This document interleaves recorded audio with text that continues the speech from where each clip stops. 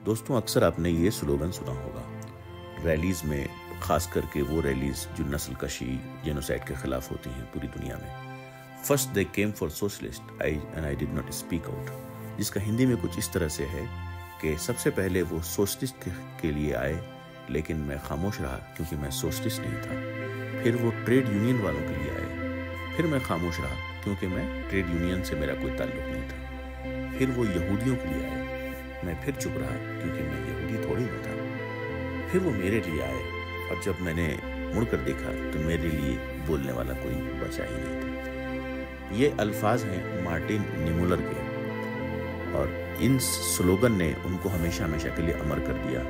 ऐसी शायद ही दुनिया में कोई रैली होती होगी, खास करके जेनोसाइड के खिलाफ जब रैलीज होती हैं बड़ी बड़ी, जहां स्पीकर इनको कोट नहीं करते हैं। दुनिया में होलोकॉस्ट वॉर मेमोरियल, यानी कि यहूदियों की जो नस्लकशी हुई उसकी याद में जो मेमोरियल्स बने हैं, वहां आप जाएंगे तो हर जगह आपको ये लिखा हो बड़े बड़े हरफों में।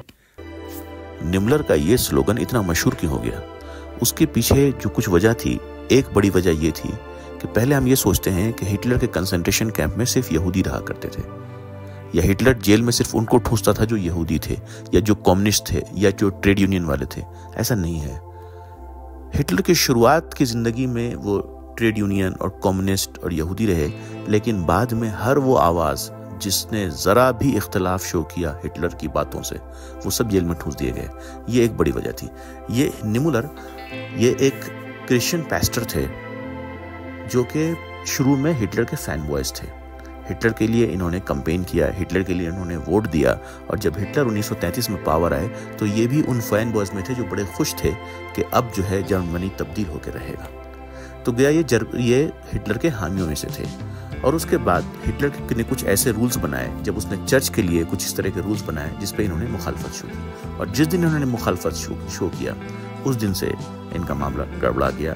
और 1938 से लेकर 1945 में ये दूसरे जेलों में रहे और कई बार कंसंट्रेशन कैंप में रहे, और लगभग ये सजाए मौत के करीब पहुंच गए थे। लेकिन तब तक अलाइड फोर्सेस वर्ल्ड वॉर 2 जीत चुकी थी और इन्हें रिहाई मिली। ये पोएम अपनी रिहाई के बाद उन्होंने लिखा था।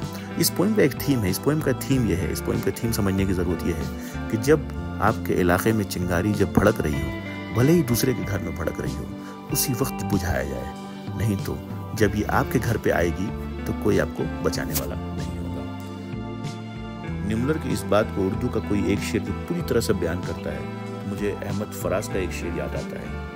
मैं आज जद पे अगर हूं तो खुश गुमा ना हो, चराग सबके बुझेंगे, हवा किसी की नहीं।